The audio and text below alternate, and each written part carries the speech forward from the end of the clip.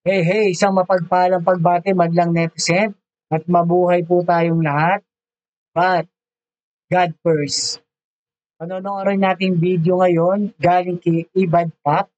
Paki-subscribe ang kanyang channel. At ito, ang video na panonoorin natin, isang teenager sweetheart na nag-transform patungkol sa wild na katauhan, no? So, talagang matindi yung impluwensya nito sigurado, no? Sex, drugs, and rock and roll. Ito panoorin natin yung buhay ni Miley Cyrus, no?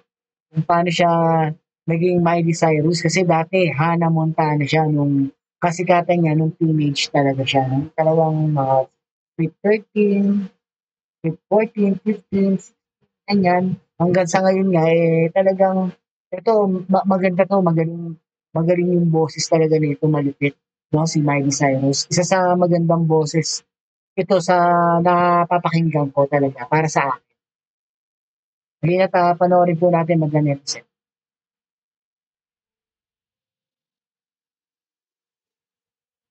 Miley Cyrus, marahil para sa mga kabataan ngayon ay ganito nyo na naabutan ang babaeng ito. Pero 15 years ago ay isa sa mga iniidolo ng maraming kabataan ang babaeng ito dahil sa kanyang mapupungay na mata at matatamis na ngiti.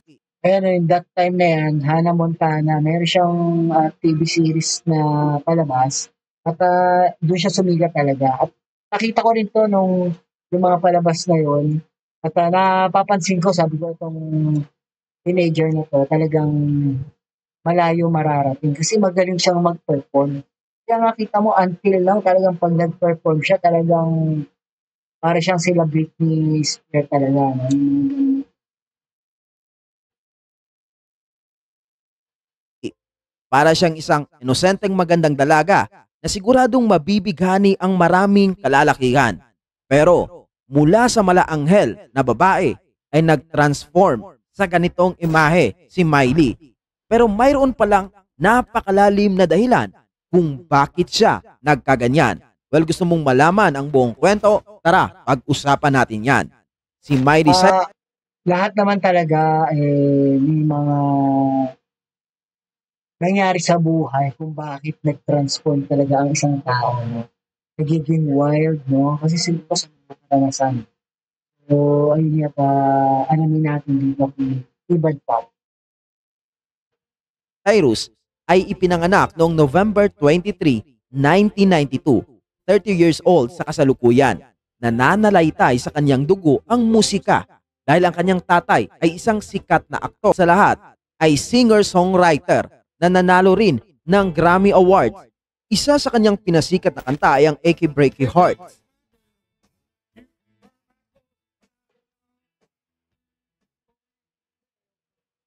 Walang duda na dito nagmana si Miley Cyrus at mukhang Grabe gwapings yung tatay ni Miley Cyrus, eh, 'no, kaya naman si Miley Cyrus talaga flawless at maganda 'no, tsaka aktor, eh, kaya gano'n datingan 'no, gano'n ang porma ng tatay niya, rockista talaga, eh, 'no, at tsaka yang kanta na yan talagang mapapaindak ka diyan.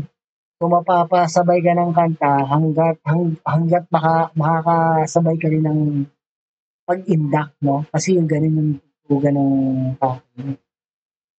gitan pa nga niya ang kasikatan ng kanyang tatay dahil sa napakaraming kantang pinasikat nito tulad ng The Climb, Party in the USA, Wrecking Ball at marami pang iba.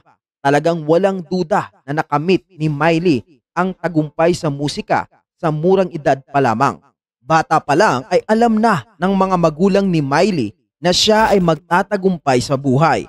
Katunayan nga, ang tunay na pangalan nito ay Destiny Hope.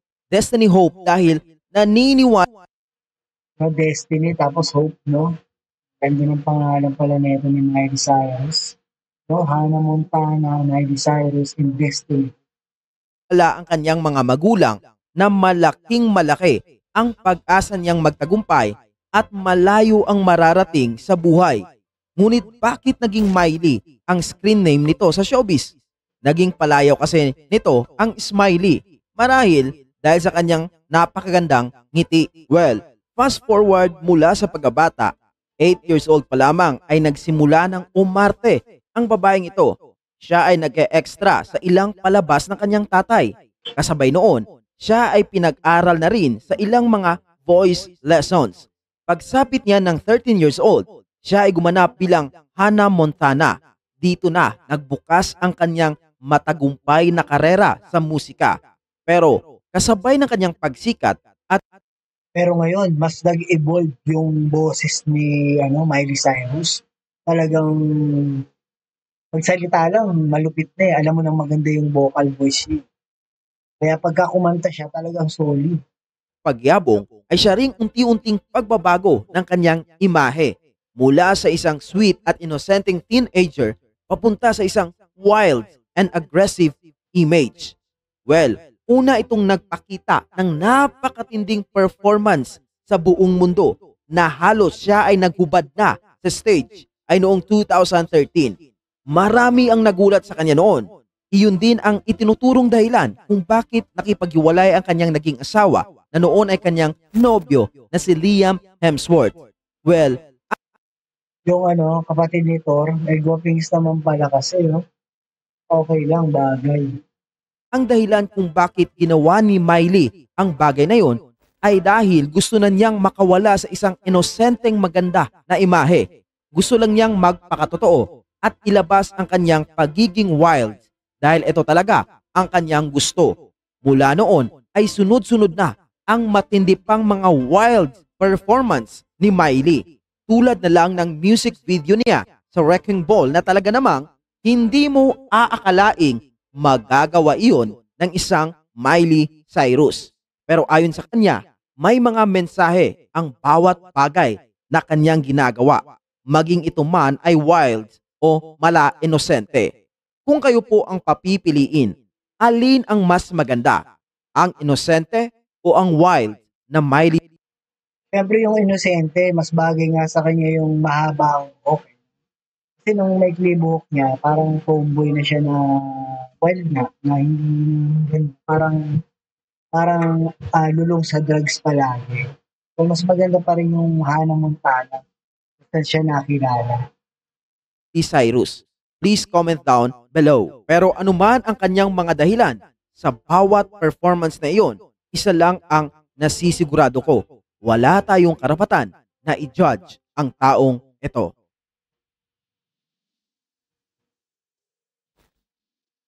Naalala niyo pa ba ang kwelang batang ito noon na minsang nakasama sa unang batch ng Guwin Bulilit?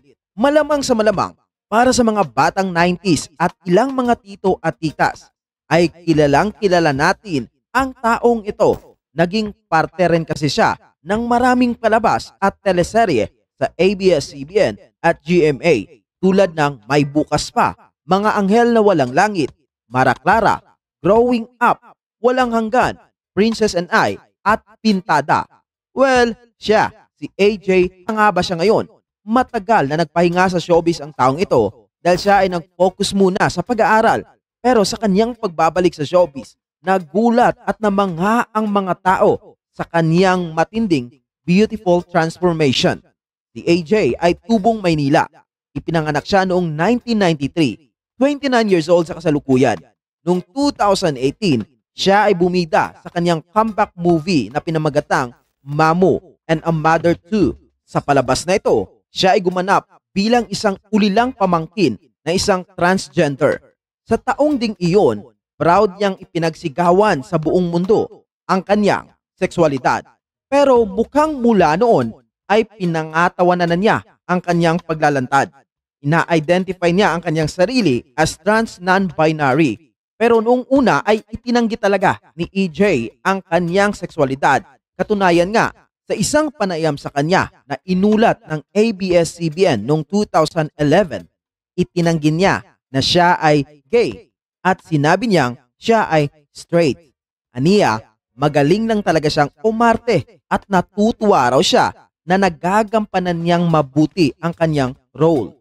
Sabi niya sa isang panayam, "I'm straight po. Kapag nakakarinig po ako ng mga taong nagsasabi o nagtatanong noon, ay napakalaking honor po. At least, somehow, ay nagiging curious sila kung ako po ang karakter ko, which I think nagpapakita po ng effectiveness ko po as an artista. At ito nga ang kanyang sinabi sa panayam ng ABS-CBN noong 2011. Pero mukhang nagbago ang ihip ng hangin sa paglipas ng panahon. Lumaki si AJ na pag-aartista na ang hanap buhay. Nakasabayan niya ang ilang mga batikang aktres ngayon na sila Catherine Bernardo at Julia Montes. Nakasabayan rin ni AJ sila John Manalo, Miles Ocampo, Charlene San Pedro at Kiray na kilalang kilala na ngayon sa showbiz. Sa inyong opinyon, isang mahusay bang artista si EJ Halurina? #yes or #no, please comment down below. Well, kung ako ang tatanungin, yes ang aking kasagutan bilang isang batang 90s na lumaking nasusubaybayan ang aktor na ito. Nag-transform din pala 'to 'no, pero hindi ko masyado siyang kilala. Medyo namumukhaan lang 'no. So, 90s din naman 'yan kahit papaano, talagang magaling kasi at maganda kasi yung panahon ng 90s. Inabutan kasi ng 90s yung panahon ng 80s at nasubaybayan din nila yung panahon nitong mga millennial kaya nasa gitna ang 90s. Kaya medyo mas malawak yung experience baga, 'no? So, ayun na po, madlang netizen at maraming salamat po sa pagsama niyo sa akin sa panonood. Please subscribe din po sa ating channel. Malaki pong tulong yun at maraming salamat po sa inyong lahat.